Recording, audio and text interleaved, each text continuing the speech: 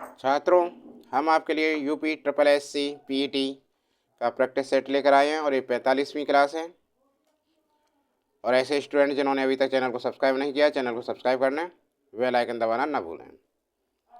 देखिए, पहला प्रश्न आपके सामने है और प्रश्न में पूछा है गांधीनगर रिक्त स्थान है की राजधानी है। गांधीनगर किसकी राजधानी है? तो भाई गांधीनगर गुजरात की राजधानी है। किसकी? गुजरात की। तो हमारा विकल्प सी बिल्कुल सही आंसर हो जाता है। अगला प्रश्न है भारत में पंचवर्षीय योजना बनाने की जिम्मेदारी किसकी थी? तो भाई भारत में इसमें विकल्प दे रखे हैं प्रधानमंत्री कार्यालय की, राष्ट्रीय विकास परिषद की, योजना आयोग की, केंद्र एवं राज्य सरकारों की। देखिए, भारत में पंचवर्षीय योजना बनाने की जिम्मेदारी योजना आयोग की होती है। किसकी होती है? योजना आयोग की। तो विकल्प सी सही हो जाएगा आंसर इसमें। देखिए, योजना आयोग एक संवैधानिक निकाय था जिसके पदेन अध्यक्ष प्रधानमंत्री होते थे। 1 जनवरी 2015 से इसका स्थान नीति आयोग ने ले लिया। किसने ले लिया? 1 जनवरी 2015 से इसका स्थान किसने ले लिया? नीति आयोग ने। अगला प्रश्न, बैंकों का बैंक किसे कहा जाता है? अब क्वेश्चन है बैंकों का बैंक किसे कहा जाता है? एसबीआई को, आरबीआई को, एसबीआई और आरबीआई दोनों को, यूबीआई को। देखिए, रिजर्व बैंक को सरकार का बैंकर कहा जाता है। रिजर्व बैंक को सरकार का बैंकर कहा जाता है। इसे बैंकों का बैंक भी कहा जाता है। तो कौन सा विकल्प सही है इसमें? बोलिए। बी वाला, आरबीआई। विकल्प बी बिल्कुल सही आंसर होता है इसका। ठीक है। अगला प्रश्न है कि सेज SEZ का पूर्ण रूप क्या है? तो सेज क्या होता है? Special economic zonal. Special economic zonal. तो चौथे का बी बिल्कुल सही आंसर होगा हमारा।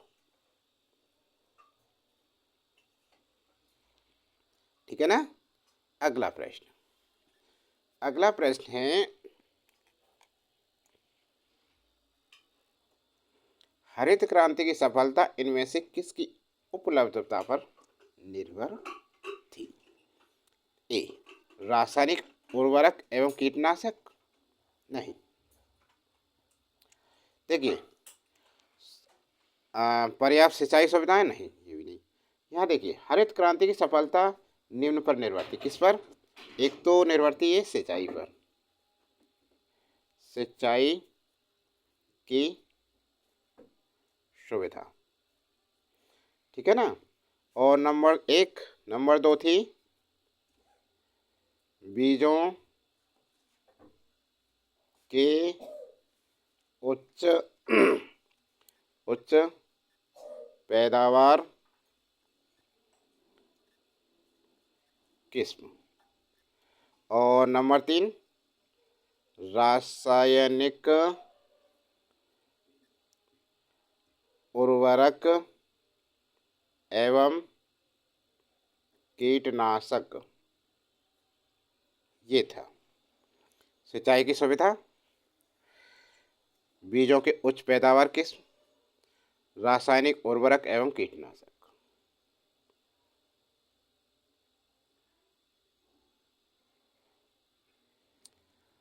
तो रासायनिक उर्वरक एवं कीटनाशक, उपयुक्त सिंचाई सुविधा, ये सही है भाई। उपयुक्त सिंचाई सुविधा ये भी है इसमें।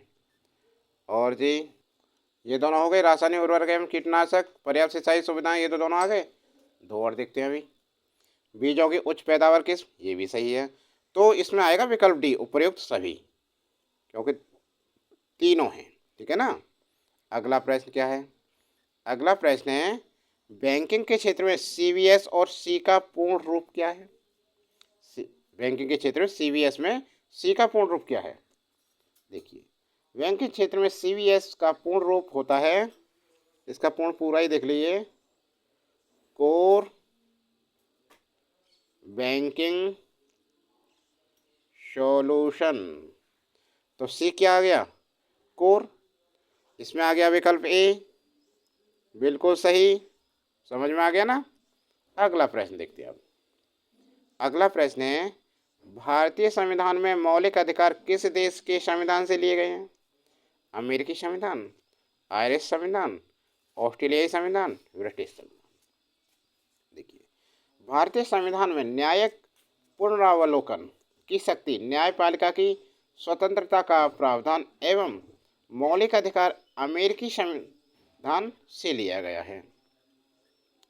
तो कौन सा आंसर आएगा इसमें?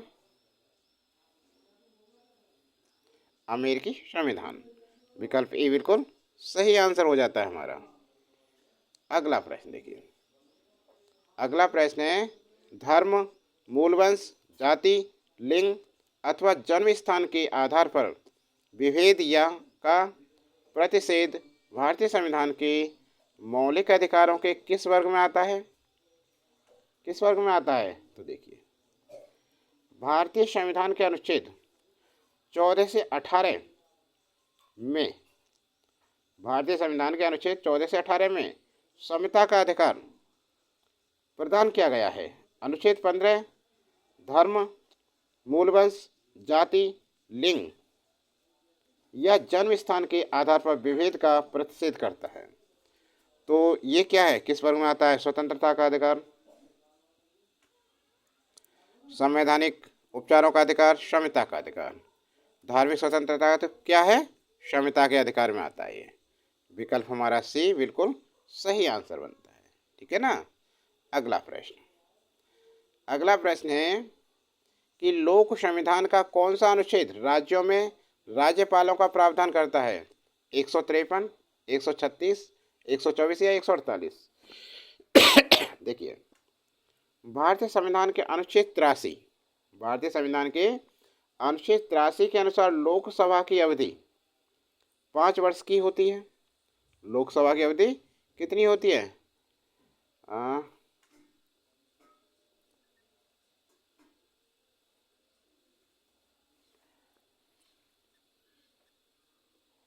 और इसमें पूछा है हमसे, ये क्या पूछा? लोक संविधान का कौन सा अनुच्छेद राज्यों में राज्यपालों का अच्छा ये है?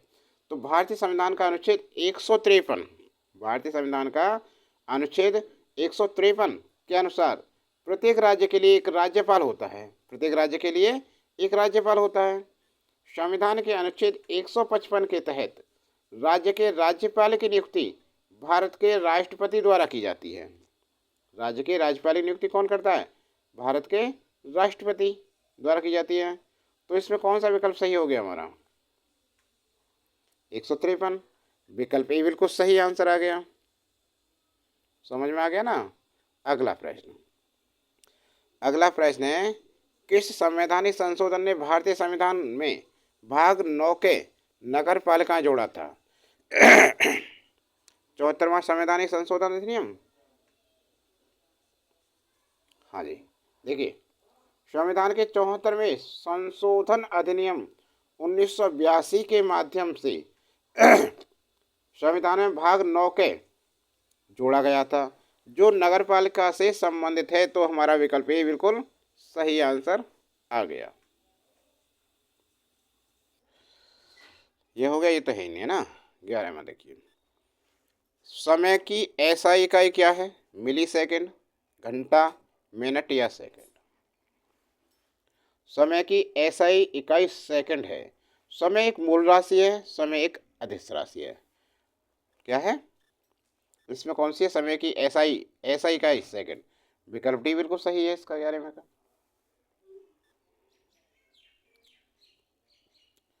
देखो, समय, यहाँ देखो, समय क्या है? एक अदिश राशि है, अदिश राशि। ये भी ध्यान रखें, ये ना समय कौन सी राशि है? अदिश राशि है।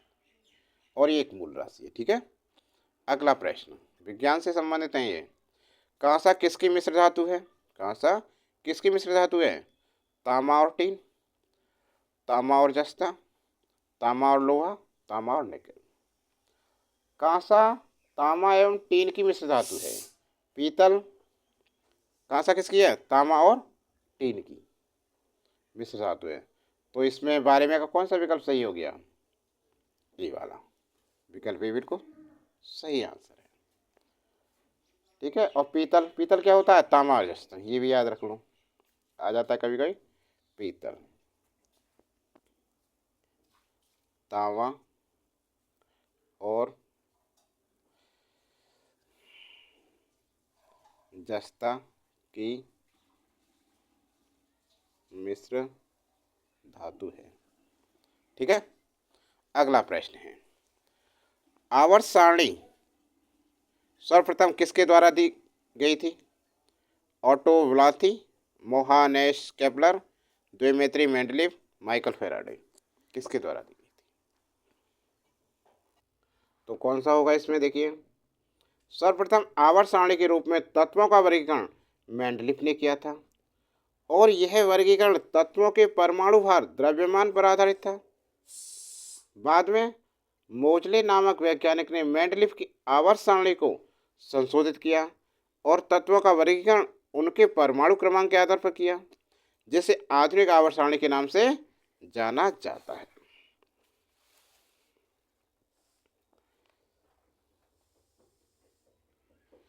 तो इसमें कौन सा आया? द्विमेत्री मेंडलीव, क्योंकि आवर्त सारणी दिया है इसने, आधुनिक वगैरह कुछ नहीं है। ठीक है ना।